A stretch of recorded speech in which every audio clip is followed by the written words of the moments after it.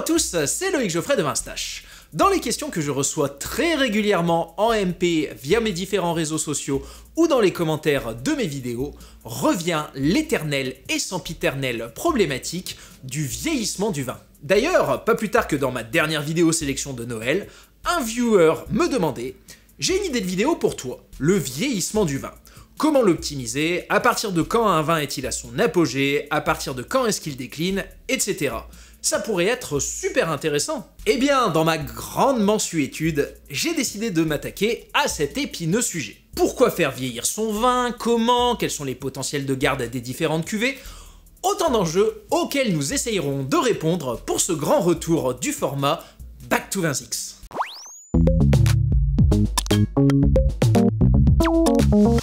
Le vin a cette magie qu'il est quasiment le seul produit alimentaire au monde à pouvoir vieillir et à se bonifier avec le temps. Vous pouvez prendre l'une des meilleures viandes au monde, comme je ne sais pas moi au hasard un filet de bœuf de Kobe, si vous le laissez vieillir au frigo pendant 10 ans, vous n'en tirez rien de plus.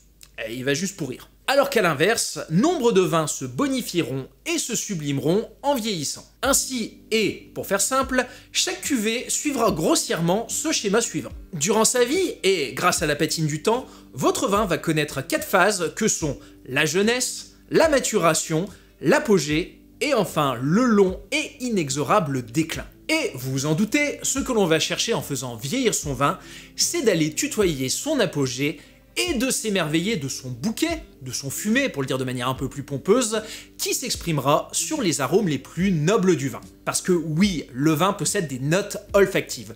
Plus précisément, il est composé de molécules, de composés volatiles odorants, que notre cerveau va essayer d'aller associer avec la base d'odeur qu'il a déjà en mémoire. Je sais que ça peut paraître un peu abscon, mais non, on n'est pas dans Hook, on ne va pas s'amuser à déguster et à ressentir des saveurs qui n'existent pas. Or, comment se décomposent les différentes notes olfactives du vin? Eh bien, pour faire simple, parmi la très grande quantité d'arômes pouvant être associés au nez d'une bouteille, eh bien, on peut les classer en 3 grandes catégories. La première, c'est celle des arômes primaires, ou arômes de cépage qui, comme leur nom l'indique, sont associés au cépage, donc à la variété du raisin. Par exemple, le Sauvignon blanc est connu pour s'exprimer sur le buis, le genêt ou le pamplemousse, les muscats sur la rose ou le muguet, le vionnier sur la clémentine, les cabernets sur le poivron vert, ou encore le Riesling sur la fleur de vigne. Vient ensuite les arômes secondaires, dits les arômes fermentaires,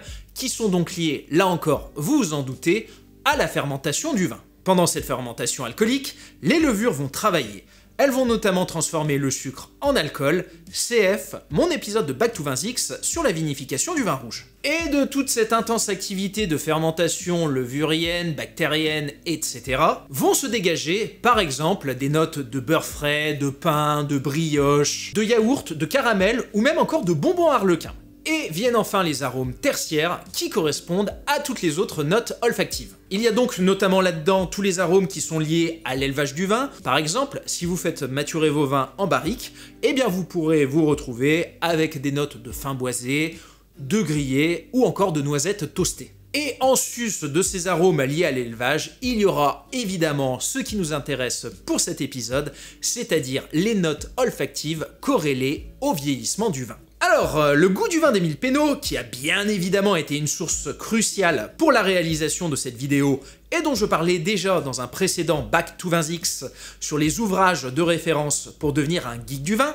s'attarde longuement et différencie les bouquets oxydatifs des bouquets élevés en milieu réduit. Pour ma part, je ne parlerai pas des vins oxydatifs, dont le vin jaune est l'un des plus éminents représentants en France, et comme la vie est plutôt bien faite, là encore, je lui ai déjà consacré un épisode. En effet, les vins oxydatifs sont quand même des vins un peu à part. De plus, je pense que la plupart d'entre vous ont cliqué cet épisode pour avoir de l'information sur des vins secs classiques, donc élevés en milieu réduit. Désolé pour les termes un brin barbares, mais en gros cela correspond à tous les vins rouges et blancs issus de grandes appellations de garde, comme je ne sais pas moi par exemple Gevrey-Chambertin, Bandol, Saint-Joseph, Chablis ou encore les grands crus d'Alsace. Bref, des AOC qui en jettent sur table et qui sont réputés pour défier le temps. Émile Pénaud nous dit donc que lorsque le vin est très vieux, le bouquet évoque souvent la senteur de certains champignons. Le bouquet s'épaissit et devient fumet, C'est le signe du troisième âge pour le vin, qui correspond donc sur notre schéma à ce que l'on pourrait caractériser comme la phase d'apogée. Je me permettrai cependant, pour une fois, d'avoir quelques réserves sur les dires de cette immense figure d'autorité dans le vin. Oui, les champignons font bien évidemment partie du registre des arômes tertiaires des vieux vins, CF notre épisode de buveur d'étiquette sur la mythique truffe dans les vénérables pommerolles. Mais certaines notes olfactives de vieillissement, à mon humble point de vue, sont aussi liées au cépage. Par exemple, les vieux condrieux issus du Viognier s'exprimeront sur le thé noir. Les vieilles syrahs de Vaqueras s'exprimeront sur la tomate séchée / confite, là où les syrahs du Rhône Nord me rappelleront plus le cuir de céleri. Les vieux Riesling d'Alsace s'exprimeront sur des notes d'hydrocarbures et de pompe à essence, mais dont je raffole. Et les pinots noirs de Bourgogne en vieillissant iront sur des notes de rose séchée et de noyaux de cerise. Et ce sont justement ces marqueurs nobles que l'on va tenter d'aller chercher sur la phase dite d'apogée du vin. Cependant, avant de vous lancer dans le vieillissement de vos vins, je préfère vous le dire parce que ça peut mettre quelques années, sachez quand même que vous n'allez pas forcément aimer les vieux vins. Personnellement, mon patrimoine gastronomique et mes goûts font que je raffole des champignons. Les vols au vent de Maury de la grand-mère, oh putain, c'est toute mon enfance. Mais la truffe noire fait partie des rares eucaryotes pluricellulaires, c'était juste pour éviter la répétition du mot champignon, dont je ne suis pas un grand enthousiaste. Et du coup, j'avoue que jamais je ne ferai de folie financière pour m'offrir des vieux pommerolles qui s'exprimeront sur la truffe noire. Enfin... pas dans un cadre personnel du moins. De plus, si dans le temps le nez de votre vin va évoluer, il en est évidemment de même pour la bouche. Dans les blancs, et plus précisément dans la phase de jeunesse, l'équilibre des vins va se faire entre l'acidité et l'alcool. Et pour les vins rouges, cela sera là encore entre l'alcool et l'acidité, ainsi que les tanins. Alors, l'acidité, pour m'être plongé de nouveau dans le goût du vin d'Émile Pénaud, c'est là encore un débat sans fin. Or, comme Back to 20X est un format qui se veut plutôt accessible au plus grand nombre, eh bien je vais me permettre de prendre quelques raccourcis. Pour moi, le plus important dans le vieillissement d'un vin, c'est son acidité. Un vin qui manque d'acidité ne tiendra pas dans le temps.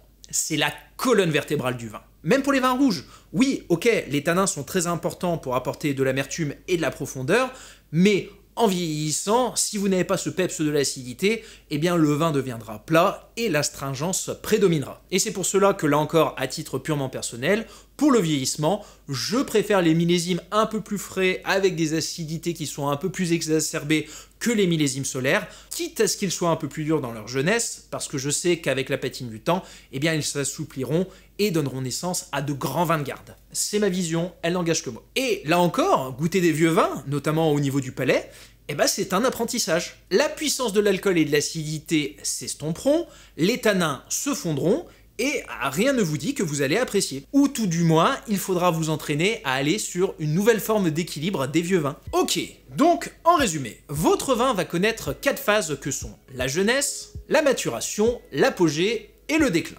Parfois, au sein même de ces différentes phases, votre vin va se refermer. Dans la phase de jeunesse, ce sont surtout les arômes primaires et secondaires qui s'exprimeront. L'acidité et l'alcool, plus les tanins pour les vins rouges, sont alors à leur optimum. En glissant vers les phases de maturation, d'apogée et inexorablement de déclin, le nez deviendra bouquet / fumé et s'exprimera notamment sur les champignons et sur tout un tas d'autres arômes dits nobles. Les fameux arômes tertiaires. Quant au fameux triptyque alcool, acidité et tanin, ils s'estomperont petit à petit jusqu'à ce que le vin devienne plat. Tout l'intérêt de faire vieillir votre vin sera donc, vous l'aurez compris, d'essayer de l'emmener le plus loin dans le temps afin de tomber sur cette parfaite fenêtre d'apogée, afin d'atteindre cette émotion, ce tressaillement, cette chair de poule, ce moment où votre cerveau se met en mode erreur 404, subjugué par ce qu'il est en train de ressentir mais qu'il est absolument incapable de décrire. Et pour moi, eh ben c'est toute la beauté de ce métier. Seulement se pose une nouvelle question.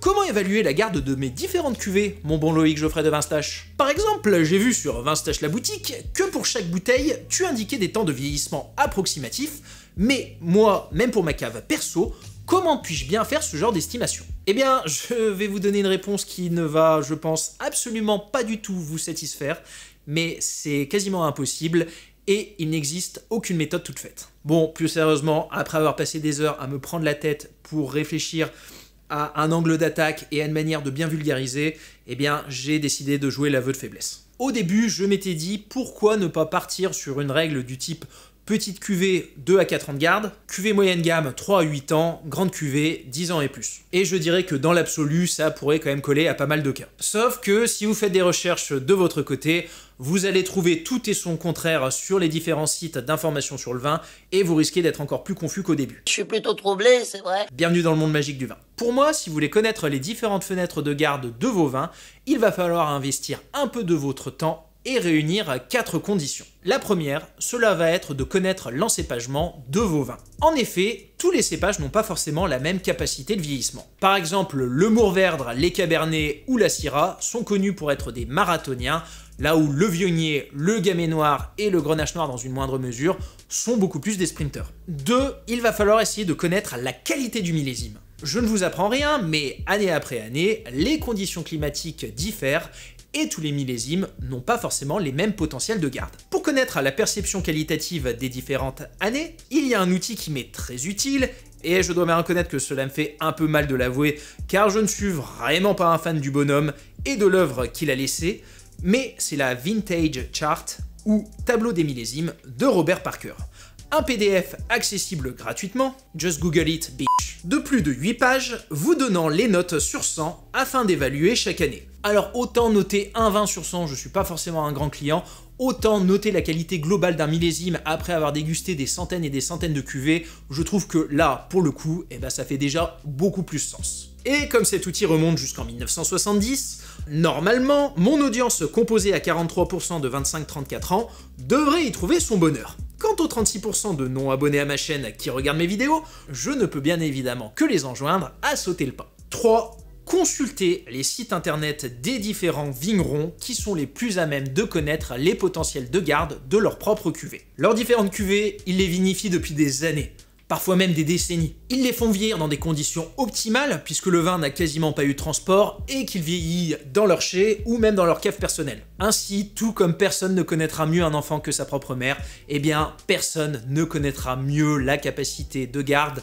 qu'un vigneron ou une vigneronne. Enfin, quatrième condition, et je me suis même tâté à débuter cet épisode par celle-ci, tant elle est cruciale et qu'elle me semble être l'alpha et l'oméga du vieillissement du vin, les conditions de vieillissement, aussi connues sous les termes de « investissez dans une putain de cave électrique ». Bon, je vais dire de manière ultra violente, mais ne venez même pas me casser les couilles avec des questions de garde du vin si c'est pour faire vieillir votre vin dans un petit vestibule où « Non, mais t'inquiète, il voit pas trop la lumière, et puis la température, elle varie pas trop là-dedans, c'est toujours entre tant de degrés, gna gna gna gna gna, je sais pas quoi. Température qui varie pas trop dans un petit vestibule, mon cul, ouais. Si vous habitez dans un immeuble entre le chauffage collectif, les fenêtres ouvertes, les courants d'air, les allers-retours qui créent des vibrations, etc., votre vin, il va connaître des vibrations, il va connaître des expositions lumineuses différentes et surtout il va connaître aussi une variation de température entre 17 et 25 degrés, voire même beaucoup plus si votre appartement est très mal isolé. Or, la température de conservation idéale d'un vin c'est entre 12 et 15 degrés avec 70% d'hygrométrie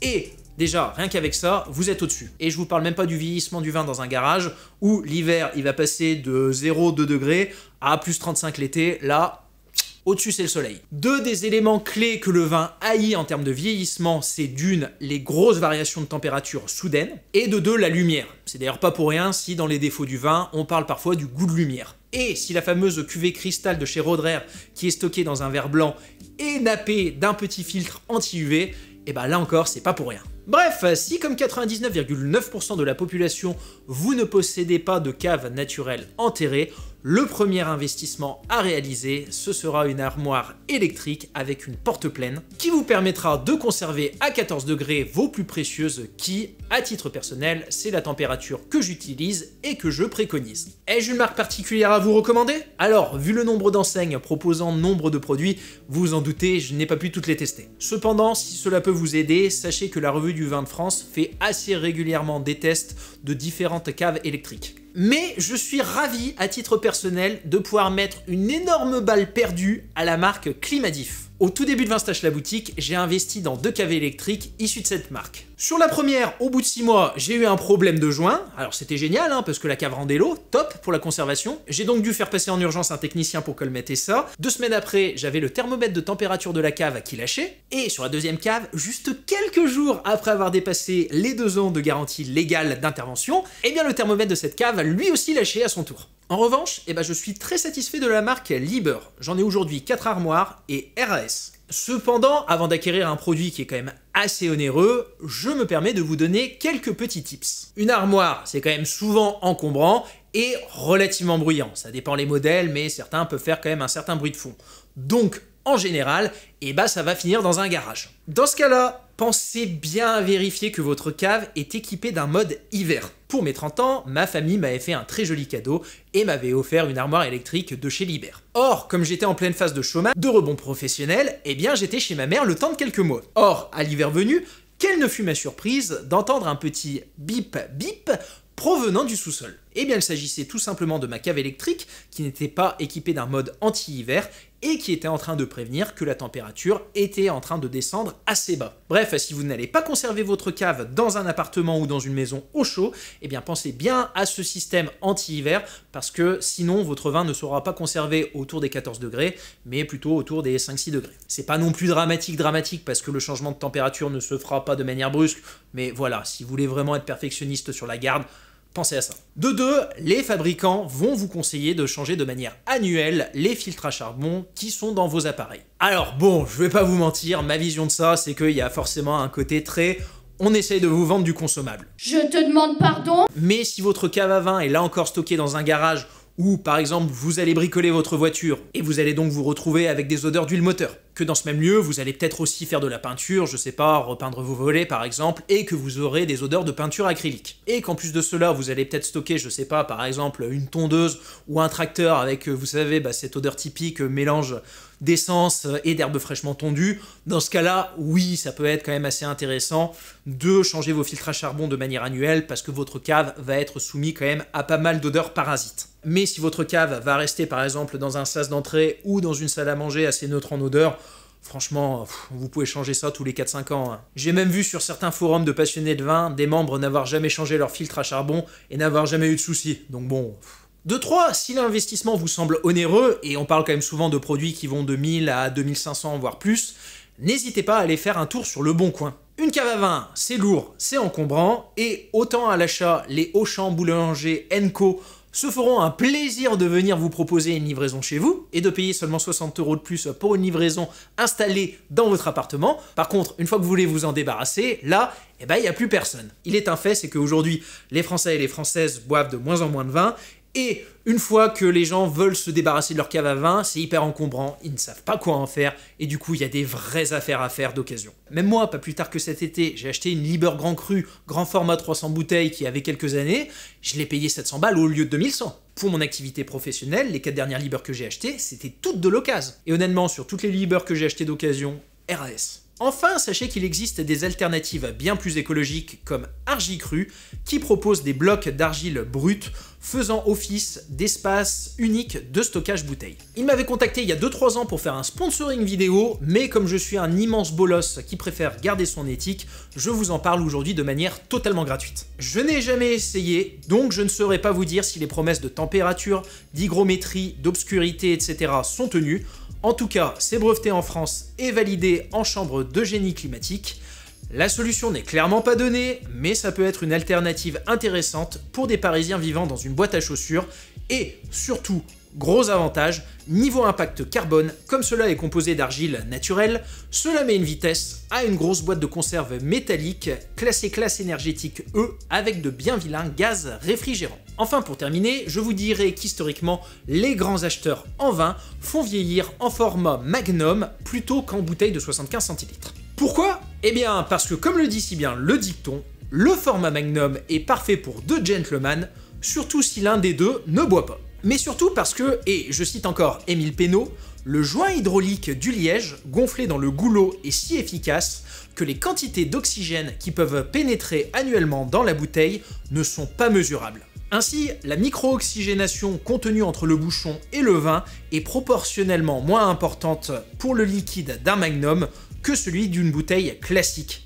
limitant ainsi l'oxydation et favorisant donc sa conservation. Mais si comme moi, vous faites principalement vieillir votre vin dans des bouteilles de 75 centilitres et que vous placez de gros espoirs dans une cuvée, alors dans ce cas-là, je ne peux que vous enjoindre à en prendre minimum 3 unités. L'idée étant bien évidemment de les faire vieillir et les ouvrir au fur et à mesure des années et d'essayer d'optimiser au maximum la fenêtre d'apogée. Ultime conseil, si vous voulez des vins absolument increvables dans le temps et qui pourront se garder facilement 50 ans, eh bien vous pouvez notamment miser sur les sauternes. Je ne saurais pas vous expliquer en détail pourquoi cette magie entre l'alcool, l'acidité et le sucre donne un tel potentiel de garde à ces cuvées, mais c'est des vins que vous pouvez emmener quasiment un siècle. Et toujours en vin absolument intemporel, vous pouvez aussi miser sur les vins jaunes. De base, ce sont des vins qui sont élevés dans un milieu oxydatif, et justement ce que l'on va rechercher avec ce vieillissement, c'est de développer un bouquet oxydé. Donc vous ne pourrez pas être déçu en les ouvrant en vous disant « Ah mon dieu, ce vin est oxydé !» puisque c'est la base même des vins jaunes. Et l'expérience sommelière nous a même démontré qu'ils pouvaient tenir plus de 2 siècles, puisqu'en 1994, un jury de 24 professionnels avait dégusté un vin jaune de 1774, auquel ils avaient donné la note de 9,4 sur 10, et s'étaient enthousiasmés de ces notes de noix, d'épices, de curry, de cannelle, de vanille ou encore de fruits secs. J'espère que cette vidéo vous a plu, si c'était le cas, n'hésitez pas à la commenter, la liker, la partager et à vous abonner à cette chaîne. J'ai que Vinstache restant une chaîne de niche s'adressant à une audience très restreinte, eh bien je possède aussi les habituels financements participatifs Tipeee et Patreon. Si mon travail vous parle, eh bien je vous remercie d'avance pour votre générosité. Quant à moi, je vous souhaite de passer un joyeux Noël et de belles fêtes de fin d'année, et on se retrouve l'année prochaine. À bientôt!